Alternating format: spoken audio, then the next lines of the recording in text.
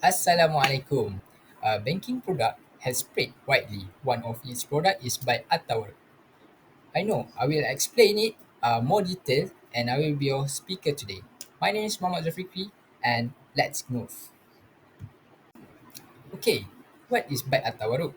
Buy at-tawarruk is a form and buying selling that involve a purchase of an item and deferred basis and then the item is sold in cash lower price than initial purchase to a third party where the third party is not original seller. Is it clear? I hope so. So how many types of buy at-tawarruk? Actually, it has many, but today we will discuss about two of it. At first, we have Al-Fardi. What is Tawaruk Al-Fardi? Tawaruk Al-Fardi is when a person does the Tawaruk process on their own. Then, they buy an item on credit, then sell it to another buyer for cash. This is allowed because the person really owns the item and takes responsibility of it. And next, what is Al-Munazam? Tawaruk Al-Munazam is when a bank or financial institution arrange the whole process. The banks would buy the items and sell it to the customer on credit. Then they immediately sells it to the third party for a cash. This type is a bit controversial because it may be too similar to interest-based loan. How the modus operandi works. Let's say customer need cash. The customer goes to Islamic bank and asks for 5,000 ringgit in cash. Then the bank buys a car. The bank purchase a car worth 5,000 ringgit from a car dealer. Then bank sells car to the customer. The bank sells the car to the customer on different payment basis. Let's say 16,000 ringgit paid over 5 years, and customer immediately sells car for a cash. The customer then sells the car to another buyer, which third party or back to the dealer for a 5,000 ringgit in cash. Means that the Islamic bank would charge like 10,000 ringgit for their profit and any fees.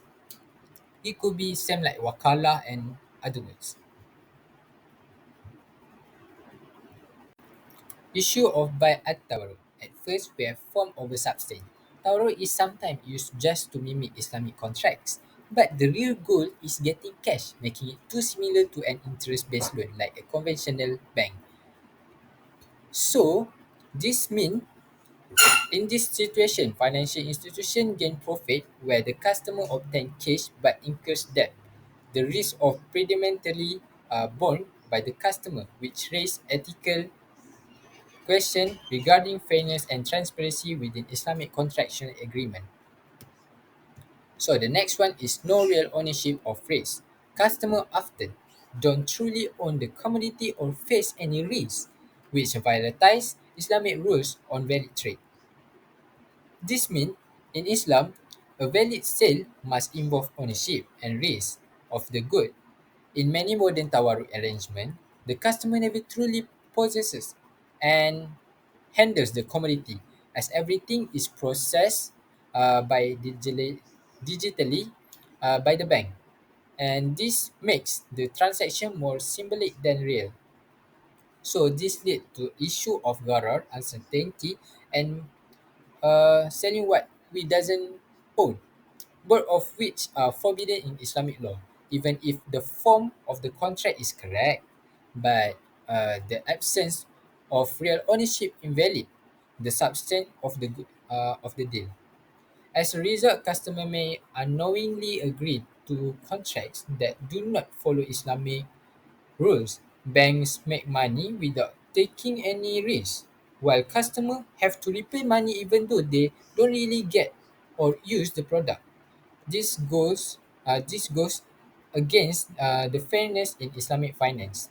And the third one is doubtful commodities. Some banks use unclear or poorly traded item, raising concern about gharar, which uncertainty.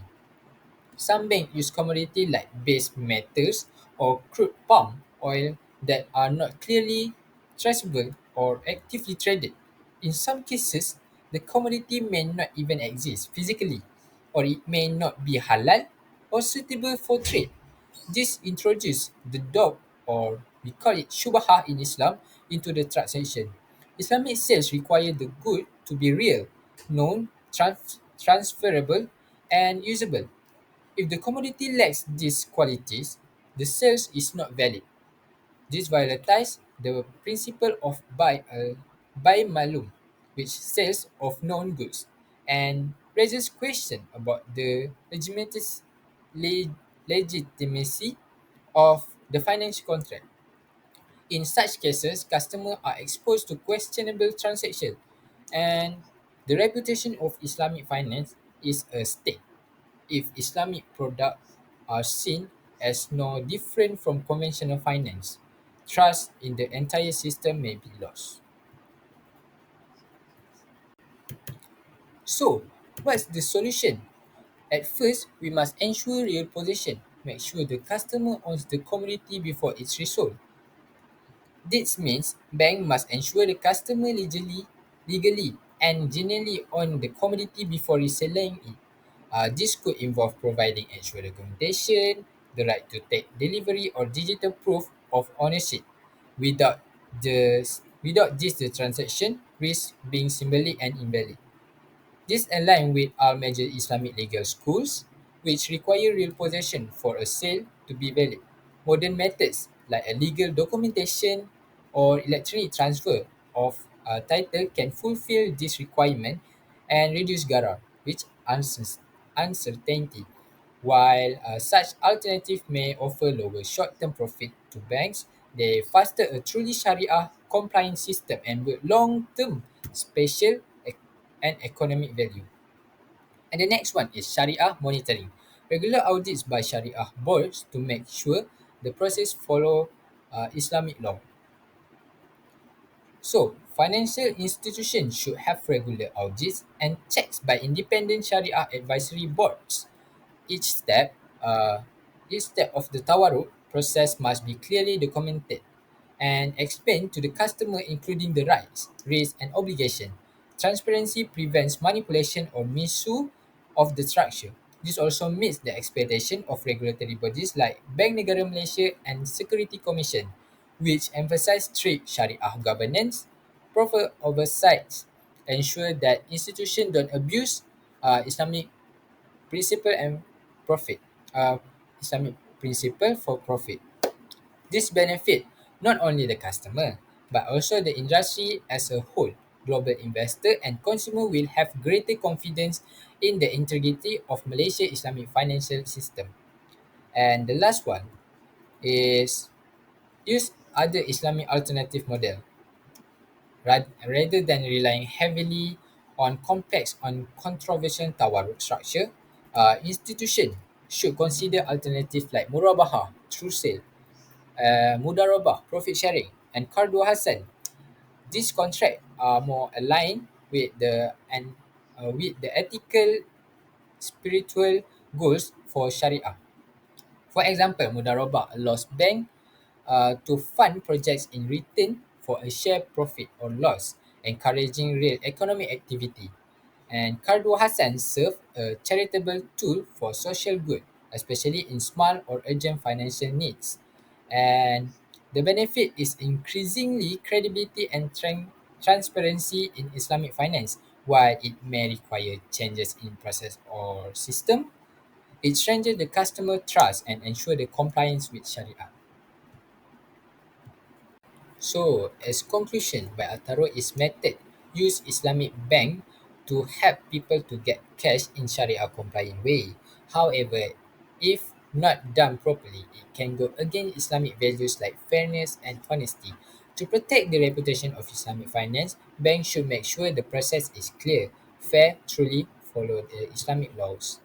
Buy atau is a form of sale and purchase involving three or more parties. It is an alternative to buy al-inna, which has caused much controversy among Islamic scholars, especially from the Middle East. Although a principle of at-tawar is widely used in Islamic instrument, difference of options still arise among the scholars in terms of its necessities. The principle of Bai'at Tawarruk has been used in Islamic banking product in Malaysia, including the personal finance product offered by BIMB, which is Bank Islam Malaysia Berhad. The use of principle of Tawarruq in the IMB personal financing has given new perception to Islamic financing in Malaysia, which has been much disputed by outsiders, especially by scholars from the Middle East. That's all from me. Thank you.